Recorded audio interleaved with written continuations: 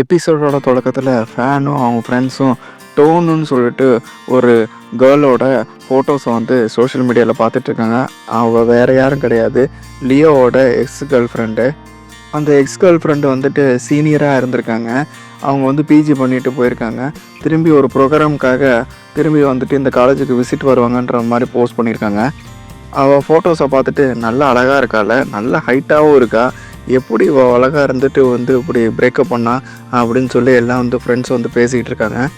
Friends இப்படிலாம் பேசிகிட்டு இருக்கும்போது ஃபேனுக்கு வந்துட்டு வெறுப்பாகுது. ஏன்னா வந்துட்டு அவளை விட ரொம்ப அழகாகவும் இருக்கா, ரொம்ப மிடிக்கியாக இருக்கா, அதுவும் இல்லாமல் வந்துட்டு ரொம்ப ஹைட்டாக இருக்கா. அந்த வெறுப்புலேயே வந்துட்டு லியோவோட ரூம்மேட்டை போய் பார்க்க போகிறா.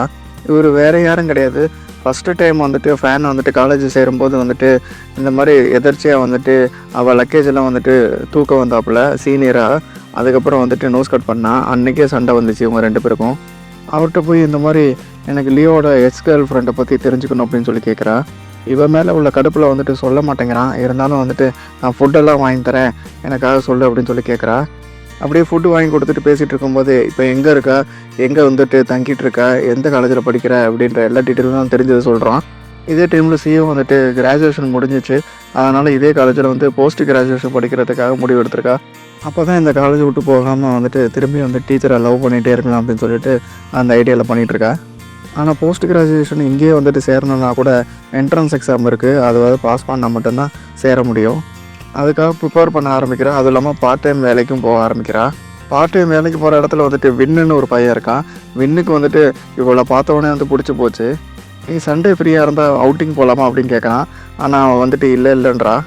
எனக்கு எக்ஸாம் ப்ரிப்பரேஷன் இருக்குது, நான் பிஸியாக இருக்கேன் அப்படின்னு சொல்லிட்டு அங்கேருந்து நவுந்து போகிறா. இப்போ வந்து ஃபேனை காட்டுறாங்க. ஃபேன் இன்னும் குழப்பத்திலே இருக்கா. திரும்பி எக்ஸ் கேர்ள் ஃப்ரெண்டை பார்த்தா அவன் பாட்டு திரும்பி அங்கே சேர்ந்துருவானோ அப்படின்ற குழப்பத்திலே இருக்கா. அதனால் லியோவை பார்க்கலான்னு முடிவு பண்ணுறா.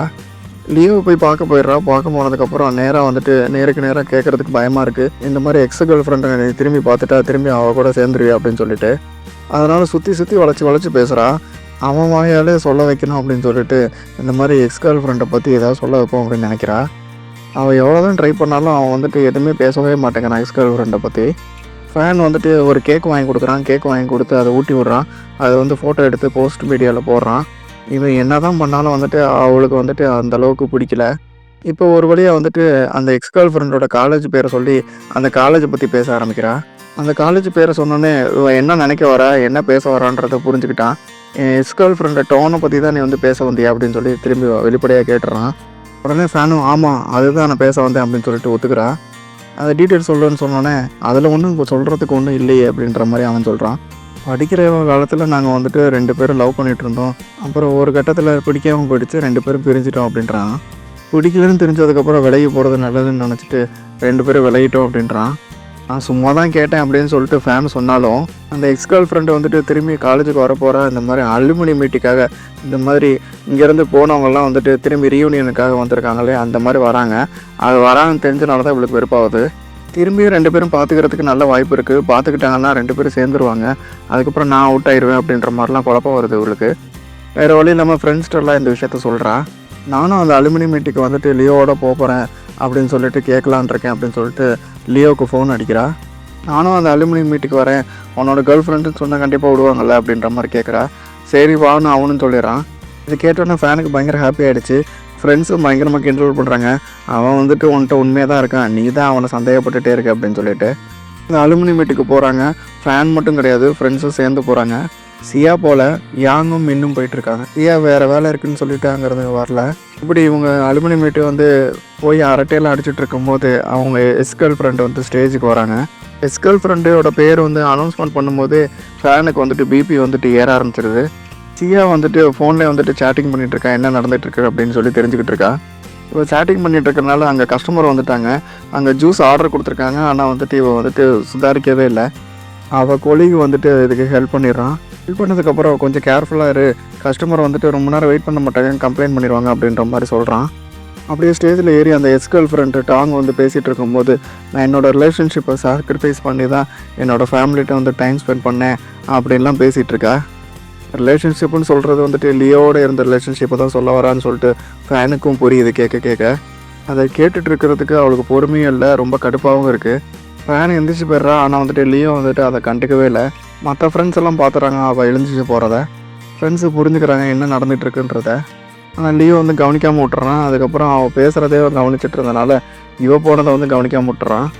உடனே ஓடி போய் வெளியே போய் பார்க்குறான், எங்கே தான் போனேன் அப்படின்னு சொல்லிட்டு. நான் சும்மா தான் வெளியே வந்தேன், நான் வேணா கிளம்பட்டுமா அப்படின்னு சொல்லிட்டு கேட்குறான். நானும் வரேன் அப்படின்னு சொல்லிட்டு லியோ கேட்குறான். ரீயூனியன் நடக்கிறதுல அதுதான் முக்கியமாக அட்டன் பண்ணோம் அப்படின்னு சொல்லிட்டு ஃபேனு சொல்கிறா. இல்லை 2 பேரும் சேர்ந்து போகலாம் அப்படின்னு சொல்லிட்டு 2 பேரும் வெளியே வராங்க. அப்படியே வெளியே வந்துட்டு நடந்து போயிட்டு இருக்கும்போது எக்ஸ் கேர்ள் ஃப்ரெண்ட் வந்துட்டு விசாரிச்சு அங்கே வந்துடுறாங்க. உடனே வந்துட்டு இவனும் கெத்தாக வந்துட்டு இன்ட்ரடியூஸ் பண்ணுவோம்னு சொல்லிட்டு இவ தான் என் புது கேர்ள் ஃப்ரெண்ட் அப்படின்னு சொல்லிட்டு ஃபேனை வந்துட்டு இன்ட்ரடியூஸ் பண்ணுறான். எக்ஸ் கேர்ள் ஃப்ரெண்ட்டவங்க சொல்கிறாங்க, இந்த மாதிரி ஃபேனை கூப்பிட்டுட்டு வேணா ரீயூனியனுக்கு வாங்கினேன் அப்படின்னு சொல்லி கேட்குறா. அவள் கூப்பிட்றது வந்துட்டு ஃபேனுக்கு பயங்கர சந்தோஷமாகுது. சரி அப்படின்னு சொல்லிட்டு அவங்க 2 பேரும் முடிவு எப்படி எடுக்கலாம் அப்படின்னு சொல்லிட்டு யோசிச்சுக்கிட்டே பேசிக்கிட்டே இருக்காங்க. சரி போகலாமா வேணாமான்னு சொல்லிட்டு 2 பேருமே பேசிக்கிட்டே நின்றுட்டு இருக்கும்போது வாங்கன்னு சொல்லி திரும்பி கம்பல் பண்ணுறா. இதே டைமில் சியா வந்துட்டு அந்த வேலை முடிச்சுட்டு திரும்பி வெளியே போயிட்டுருக்கா. அந்த டைமில் கொலிக்கு வந்துட்டு மழை பெய்யுது கொடை எடுத்துக்க அப்படின்னு சொல்லிட்டு வந்து கொடுக்குறான். ஆனால் மழையே வரதில்லை. ஆனால் வந்துட்டு இவன் பாட்டுக்கு கொடையை கொடுக்குறான். சியோட பர்த்டே வர வருது, அதனால தான் இந்த கொடையை ஸ்பெஷலாக கொடுக்குறேன் அப்படின்றான். அட்வான்ஸ் ஹாப்பி பர்த்டேன்னு வேறு சொல்லிடுறான். இதே டைமில் ரீயூனியனுக்கு வந்துட்டு ஃபேனும் லியோவும் வந்துட்டு அவள் எக்ஸ் கேர்ள் ஃப்ரெண்ட் இன்வைட் பண்ணனால போயிருக்காங்க. ஒரு செகண்டு கூட கையை விடாமல் வந்துட்டு ஃபேன் பிடிச்சிக்கிட்டே இருக்கு. ஏன்னா கொஞ்சம் கேப்பு கிடச்சா கூட திரும்பி எக்ஸ் கேர்ள் ஃப்ரெண்டோட சேர்ந்துருவான்னா ஒரே பயமாக இருக்குது அவளுக்கு. அப்படியே அங்கே இருக்கிற கேங்கிட்ட எல்லாத்துக்குமே இந்த மாதிரி லியோவோட கேர்ள் ஃப்ரெண்டு நான் தான் அப்படின்னு சொல்லிட்டு எல்லாத்துட்டையும் இன்ட்ரடியூஸ் ஆகிக்கிறா. உடனே எக்ஸ் கேர்ள் ஃப்ரெண்ட் வந்துட்டு என்னோட சீனியர் ஒருத்தவங்க இருக்காங்க, அவங்கள இன்ட்ரடியூஸ் பண்ணுறேன், உனக்கு நல்ல ஜாப் ஆப்பர்ச்சுனிட்டி கிடைக்கும் அப்படின்னு சொல்லிட்டு லியோவை தனியாக கூப்பிட்டு போகிறா. லியோ வந்துட்டு ஏதோ ஆப்பர்ச்சுனிட்டி கிடைக்குமோ அப்படின்னு சொல்லிட்டு அவரோட போகிறதுக்கு சம்மதிச்சு போகிறான். இந்த டைமில் வந்துட்டு ஃபேனுக்கு வந்து இதை தடுத்து நிறுத்த முடியல, அதனால சோகத்தில் உட்காந்துருக்கா. இவங்க 2 பேரையும் தனியாக அனுப்பிட்டோமே, என்ன பேசிகிட்டு இருக்காங்கன்னு தெரியலையே அப்படின்னு சொல்லிட்டு பயத்திலே உட்காந்துக்கிட்டே இருக்கிறா. வந்து ஃபேன் வந்து பொறுத்துக்கவே முடியல. இவங்க 2 பேரும் பேசிகிட்டு இருந்தால் ஒன்று சேர்ந்துருவாங்களோ, அதுக்கப்புறம் நம்மளை கழட்டி விட்டுருவாங்களோன்னு ஒரு பயம் இருந்துக்கிட்டே இருக்குது. ரொம்ப நேரம் ஆகுமோன்னு சொல்லிட்டு புரிஞ்சுக்கிட்டு நான் கிளம்புறேன் அப்படின்னு சொல்லிட்டு நேராக போயிட்டு லியோட்ட சொல்லிட்டு கிளம்ப பார்க்குறா. சியா வந்துட்டு திரும்பி வர வழியில் கிளாஸ் டீச்சரை நினச்சி கிளாஸ் டீச்சருக்கு ஒரு ஃபோன் அடிக்கிறா. என்ன சார் ஃப்ரீயாக இருக்கீங்களா அப்படின்னு கேட்கும்போது இல்லை நான் பிஸியாக இருக்கேன் அப்படின்னு சொல்லிட்டு அவரும் சொல்கிறாரு. என்ன விஷயமா ஃபோன் பண்ணியிருக்கேன்னு கேட்கும்போது நான் என்ட்ரன்ஸ் எக்ஸாம் படிக்க போகிறேன், இந்த மாதிரி போஸ்ட் கிராஜுவேஷனில் சேரணும்னு எனக்கு ஆசை இருக்குது அப்படின்ற விஷயம்லாம் டிஸ்கஸ் பண்ணுறான். யார் ஏதாவது எனக்கு டிப்ஸ் எல்லாம் சொல்லி கொடுத்தீங்கன்னா பரவாயில்ல அப்படின்ற மாதிரி கேட்குறா. நீ இப்போ ஹாஸ்டலில் இருக்கிற மாதிரி தெரியல, பேக்ரவுண்டில் நிறைய நாய்ஸ் கேட்குது அப்படின்னு சொல்லி அவர் சார் கேட்குறாரு. நான் இப்போ பார்ட் டைம் வேலைக்கு போகிறேன் அப்படின்ற மாதிரி சியா சொல்கிறான். நான் அப்புறமேட்டு சார் பயங்கரமாக கோவப்படுறாரு. பார்ட் டைம் வேலைக்கெல்லாம் போனால் படிப்பில் கான்சன்ட்ரேட் பண்ண முடியாது, நீ ஏற்கனவே நான் அவன்கிட்ட சொல்லியிருக்கேன், ஏன் இப்படி பண்ணுற அப்படின்னு சொல்லிட்டு கோவப்படுறாரு. காசுக்கு ஏதாவது தேவை இருந்தால் கூட என்கிட்ட கூப்பிட வேணாமா, நான் தர மாட்டேனா அப்படின்னு சொல்லி கேட்குறாரு. அதை எக்ஸ்பிளைன் பண்ண வந்தாலும் வந்துட்டு அவர் வந்துட்டு கோவத்தில் கால் கட் பண்ணிடுறாரு. சியாவுக்கு பயங்கர சோகத்தில் உள்ளாக்குது. அப்படியே ஹாஸ்டலில் சேர்ந்துறாங்க. இப்போ ஃபேனும் சியாவும் பயங்கரமாக சோகத்தில் மூழ்கி கிடக்குறாங்க.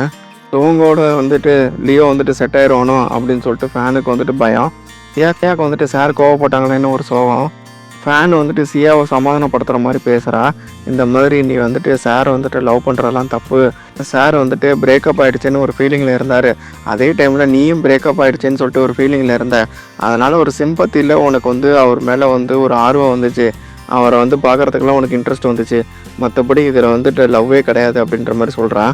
இதெல்லாம் கண்டிப்பாக செட் ஆகாது, நீ வேறு பையனை பார்த்துட்டு வேறு ரிலேஷன்ஷிப்பில் போய்க்க அப்படின்னு சொல்லிட்டு மூவ் ஆன் பண்ணணும்னு சொல்லிட்டு அட்வைஸ் பண்ணுறான்.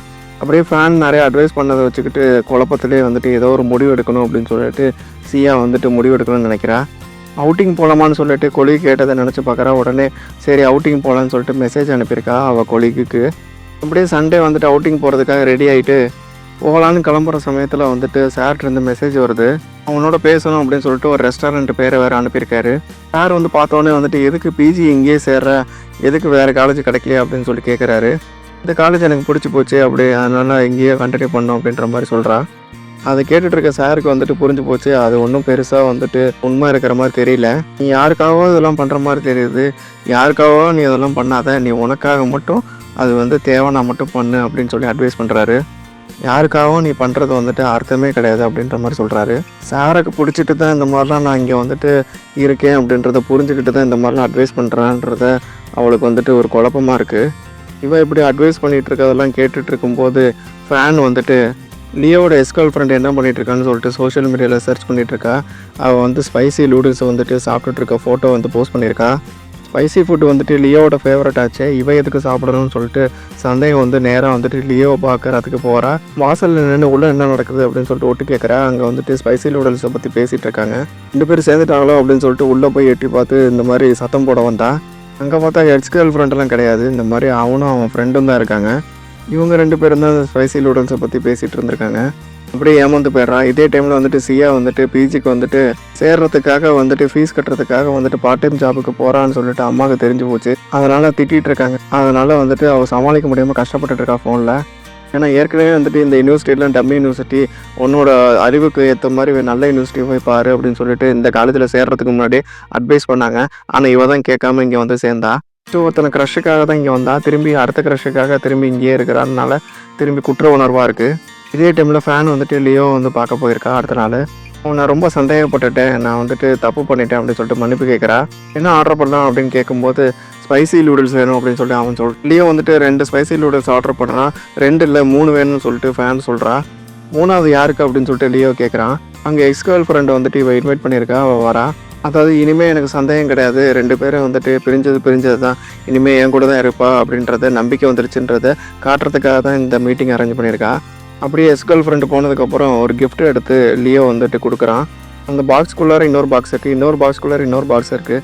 நம்ம காலேஜ் படிக்கிற சமயத்தில் பண்ணுற மாதிரியே. கடைசியாக பார்க்குறப்ப கீ செயின் இருக்குது. கீ செயின் தரத்துக்கு தான் இத்தனை பாக்ஸ் போட்டிருக்கியா அப்படின்ற மாதிரி கேட்குறா. இது சின்ன பொருளாக இருந்தாலும் நான் கொடுத்தது ஸ்பெஷலான பொருள், அப்படி தான் கொடுப்பேன் அப்படின்றான். இது என் கையாலே தயாரித்த கீ செயின் அப்படின்ற மாதிரி சொல்கிறான். ஃபேனு வந்துட்டு நீ என்ன கொடுத்தாலும் எனக்கு ஸ்பெஷல் தான், நீ இல்லாத உலகம் எனக்கு வந்து கிடையாது அப்படின்ற மாதிரி அவன் வந்துட்டு சென்டிமெண்ட்டாக சொல்கிறா. இனிமேல் நான் உன்னை கஷ்டப்படுத்த மாட்டேன், இனிமேல் உன்னை சந்தேகப்பட மாட்டேன் அப்படின்னு சொல்லிட்டு ஹாப்பியாக வந்துட்டு 2 பேரும் டைம் ஸ்பெண்ட் பண்ணிகிட்டே இருக்காங்க. இந்த டைமில் சியா வந்துட்டு அவங்க அம்மா கஷ்டப்படுத்தக்கூடாதுன்னு சொல்லிட்டு இனிமேல் இந்த மாதிரி வேலைக்கு போகலான்னு முடிவு எடுக்கிறா. போஸ்ட் கிராஜுவேஷன் அதுக்கப்புறம் தோணா போடலாம் அப்படின்ற மாதிரி யோசிக்கிறா. அதுக்கப்புறம் காசு நமக்கு வந்துருச்சுன்னா நம்மளே முடிவு எடுத்துக்கலாம் அப்படின்ற மாதிரி யோசிக்கிறா. அப்படியே அந்த முடிவோட இந்த எபிசோடு இங்கே முடியுது. இதுக்கப்புறம் ஃபைனல் எபிசோடில் என்ன நடந்திருக்குன்னு சொல்லிட்டு ஃபைனல் எபிசோடில் நாளைக்கு பார்த்துடலாம். இன்றைக்கி வீடியோ பிடிச்சிருந்தா மறக்காமல் சப்ஸ்கிரைப் பண்ணி ஆல் பட்டன் அழுத்தி சப்போர்ட் பண்ணுங்கள். தேங்க்யூ.